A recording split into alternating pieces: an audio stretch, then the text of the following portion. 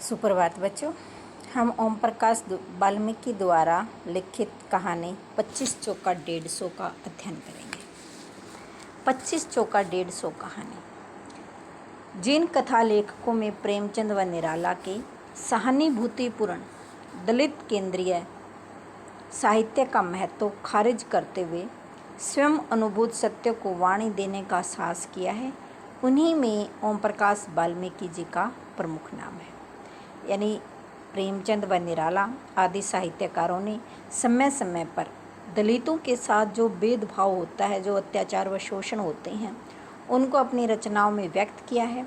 तो उनके रचनाओं के महत्व को खारिज करते हुए स्वयं अनुभूत, स्वयं भोगे गई शोषण व अत्याचार का वर्णन करने वाले और अपने अनुभूत सत्य को वाणी देने का साहस जिन्होंने किया है, उनका नाम है ओम प्रकाश वाल्मीकि।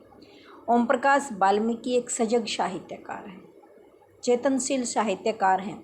उन्होंने अपनी कहानियों में इस तथ्य को यथार्थ रूप से उजागर किया है।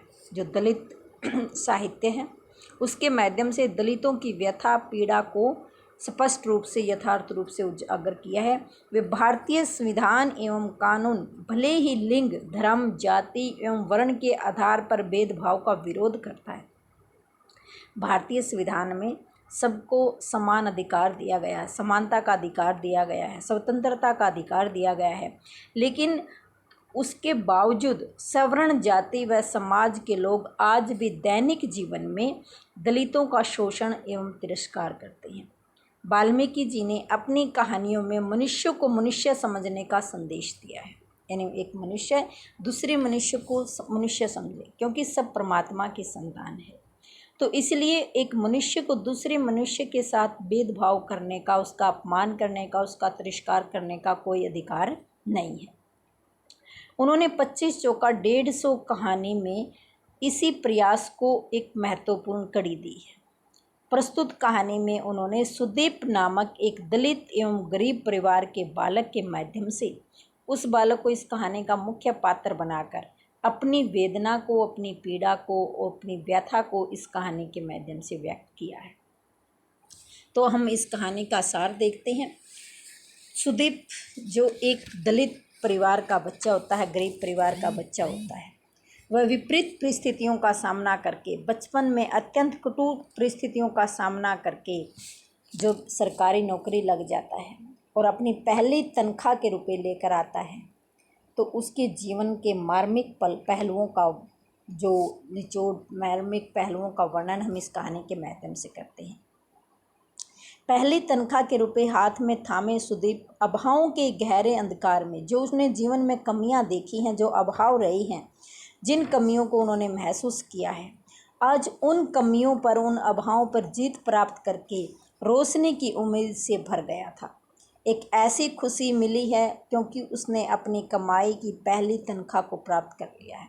एक ऐसी खुशी उसके जिस्म में दिखाई पड़ रही है जिसे पाने के लिए उसने असंख्य कटीले झाड़ झंखाड़ों के बीच अपनी राह बनाई थी।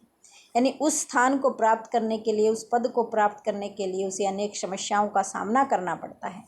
हथेली में भींचे रुपयों की गर्मी उसकी रग रग में उतर गई थी। जो उसने अपने तनख्वाह के, अपने वेतन की पहली कमाई अपने हाथ में ली हुई थी, तो उसकी कमी तथा उस वेतन की खुशी जो उसके रग रग में दौड़ रही थी, पहली बार उसने इतने रुपए एक साथ देखे थे।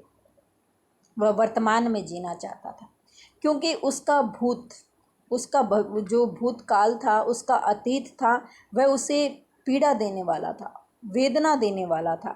इसलिए वह अपने अतीत को भुलाकर वर्तमान में जीना चाहता था, लेकिन भूतकाल उसका पीछा नहीं छोड़ रहा था। हर पल उसके भीतर वर्तमान और भूत की रसाकसी चलती रहती है।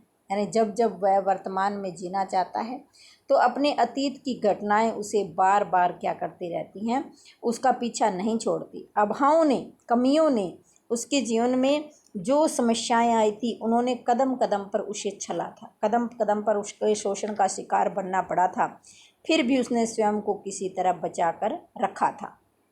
इसलिए वह मामूली नौकरी भी उसके लिए एक बड़ी अहमियत रखती थी। नई नई नौकरी में छुट्टियां मिलना कठिन होता है, उसे भी आसानी से छुट्टी नहीं मिली थी। उसने रविवार की छुट्टियों में अतिरिक्त काम किया था। उसने ओवर टाइम लगाकर जो अपनी छुट्टियां इकट्ठी कर ली थी, जिसके बदले उसे 2 दिन का अवकाश मिल गया था। वह पहली तनख्वाह मिलने की खुशी अपने माँ बाप के साथ बांटना चाहता था, अपनी खुशी को अपने परिवार के साथ साझा करना चाहता था। स्कूल की पढ़ाई और नौकरी के बीच समय और हालत की गहरी खाई को वह पाट नहीं सकता था।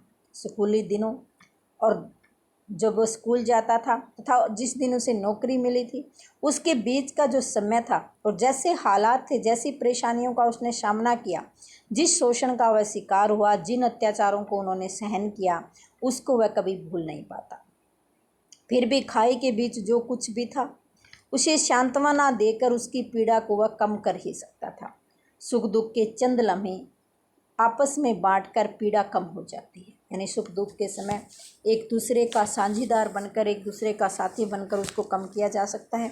उसने इस पल के इंतजार में एक लंबा सफ़र तय किया था, ऐसा सफ़र जिससे दिन रात और मान अपमान के बीच अंतर नहीं था।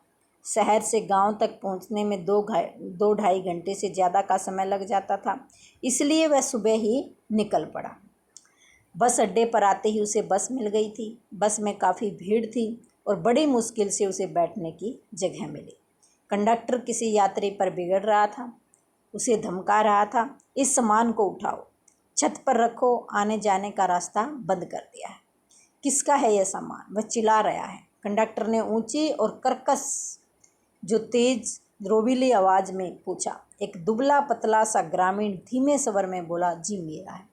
एक व्यक्ति जो दुबला पतला है, गाँव का प्रतीत होता है, वह मरियल सी आवाज़ में बोला, जी मेरा है। कंडक्टर ने ग्रामीण के वजूद को तोलते हुए उसकी तरफ गहरी दृष्टि डालते हुए, ऊपर से नीचे उसको देखते हुए, सख्त करके लगभग धाड़ते हुए कहा, तेरा है तो इसे अपने पास रख, यहाँ रास्ते में अड़ा दिया है, उठा इसे। ग्रामीण ने गिड़गिड़ाकर अजीब सी आवाज़ में कहा, साहब नज़दीक ही उतरना है।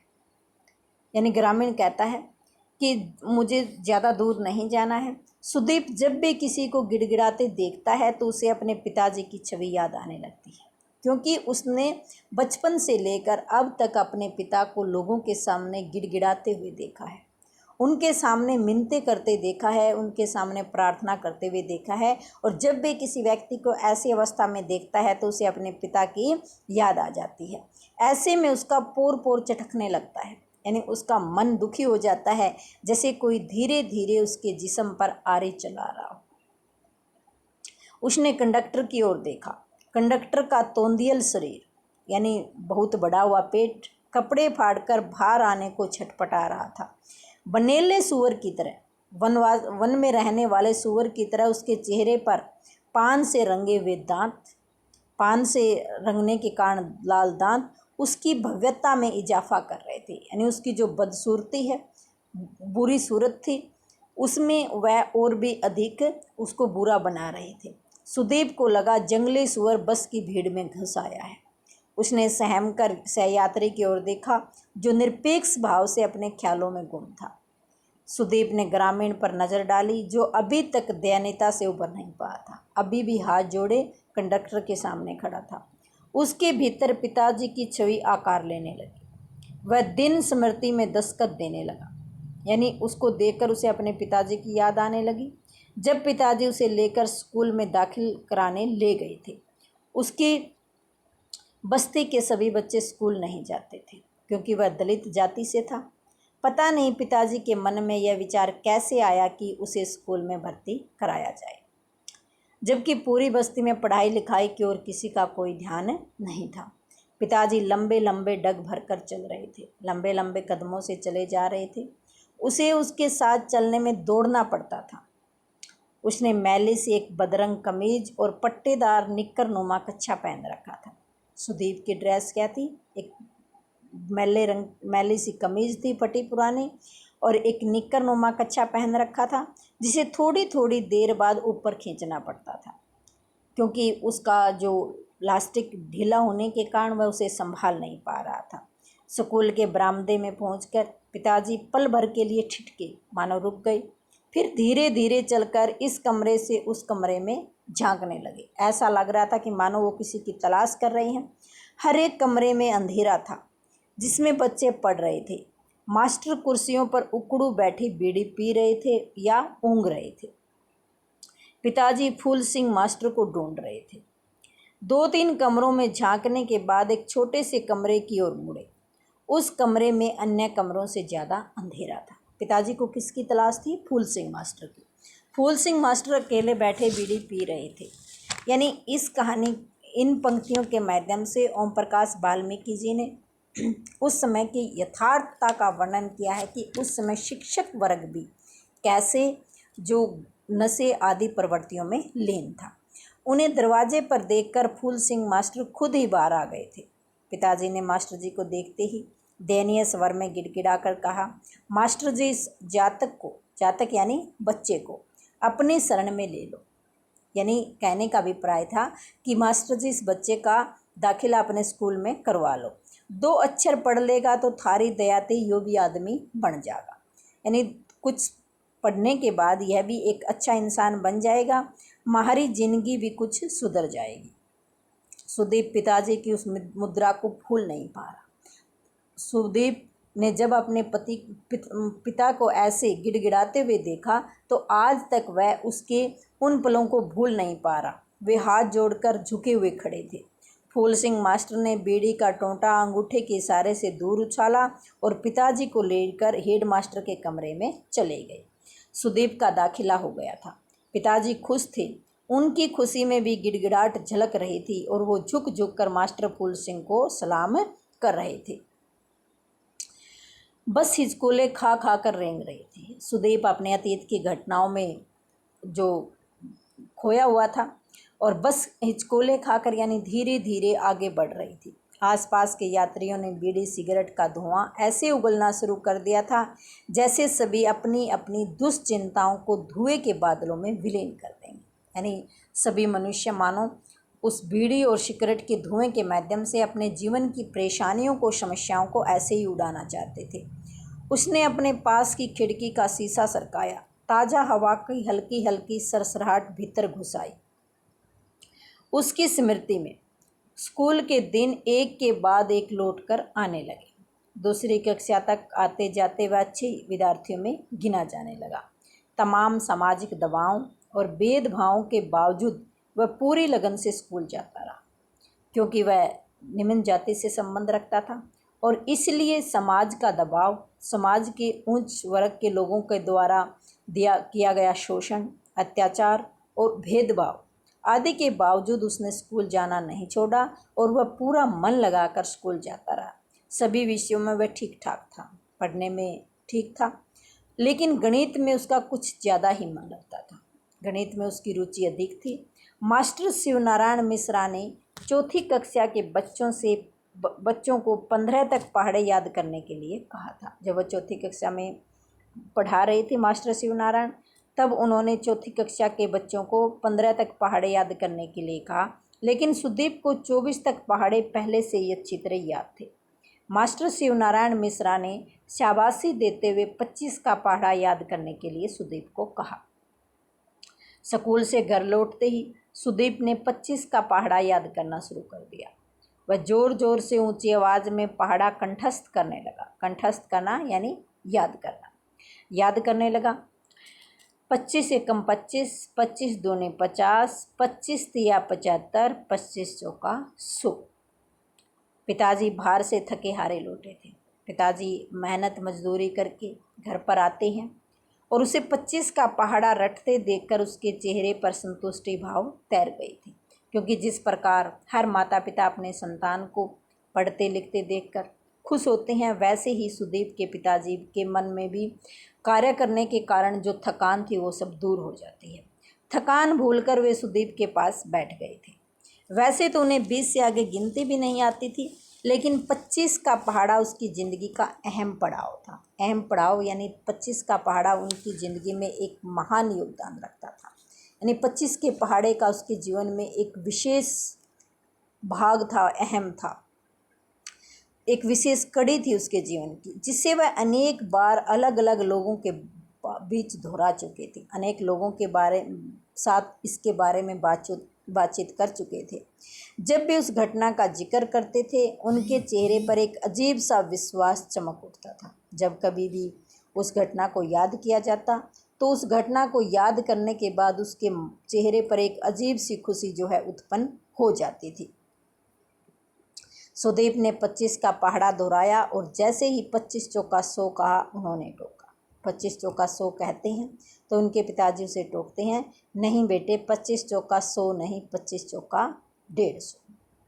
वो उसे टोकते हुए कहते हैं कि 25 चौका 100 नहीं होता बल्कि 25 चौका 150 होता है। और उन्होंने अपनी यह बात पूरे आत्मविश्वास से कही।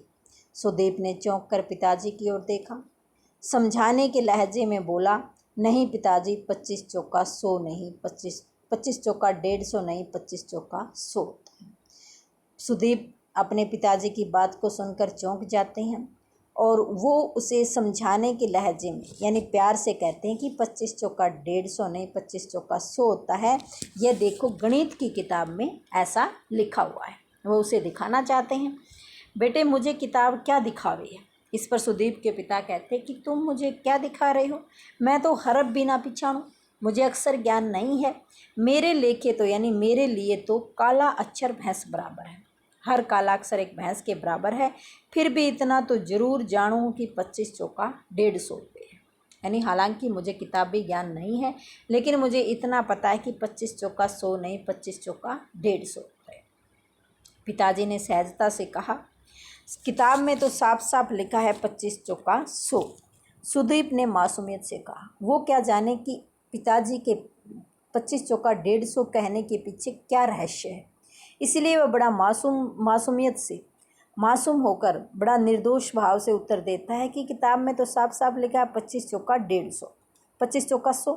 सुदीप ने मासूमियत से कहा, तेरी किताब में गलत भी तो हो सके हैं, नहीं तो क्या चौधरी झूठ बोलेंगे। इस पर पिताजी अपने चौधरी का पक्ष लेते हुए कहते हैं कि तेरी किताब गलत हो सकती है लेकिन चौधरी कभी गलत नहीं हो सकते। वह चौधरी को अपना मसीहा मानता है।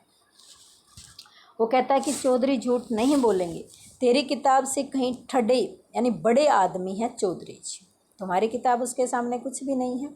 उनके धोरे यानी उनके पास तो ये मोटी मोटी किताबें हैं, तुम्हारे पास तो सिर्फ 1 या 2 किताबें हैं लेकिन उनके पास तो असंख्य ऐसी मोटी मोटी बड़ी बड़ी किताबें हैं।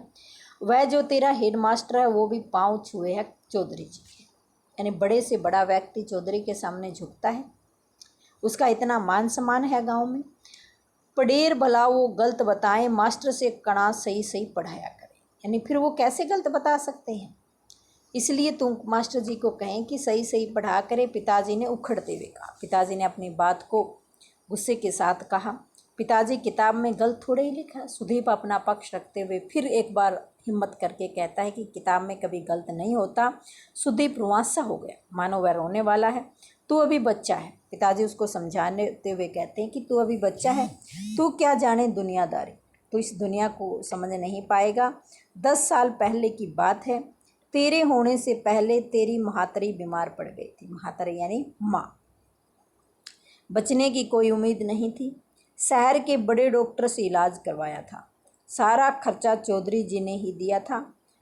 पूरा 100 का पत्ता, ये लंबा नीले रंग का लोट था। डाक दर की फीस, दवाइयाँ सब मिलाकर 100 रुपये बने थे। जब तेरी माँ ठीक ठाक होके चलन फिरन लग गई, यानी जब तेरी माँ ठीक हो जाती है और चलने फिरने के योग्य हो जाती है, तो मैं 4 महीने बाद चौधरी जी की हवेली में गया। दुआ सलाम के बाद मैंने चौधरी जी को कहा, चौधरी जी मैं तो गरीब आदमी हूँ, थारी मेहरबानी से मेरी लुगाई की जान बच गई। वह जी गई, वरना मेरे जातक वीरान हो जाते, यानी मेरे बच्चों का क्या होता, वे बिना माँ के हो जाते और उनको अनेक समस्याओं का सामना करना पड़ता। यह तो आपकी ही मेहरबानी है, यानी आपकी दरिया दिली है कि जिसके कारण मेरी पत्नी बच गई।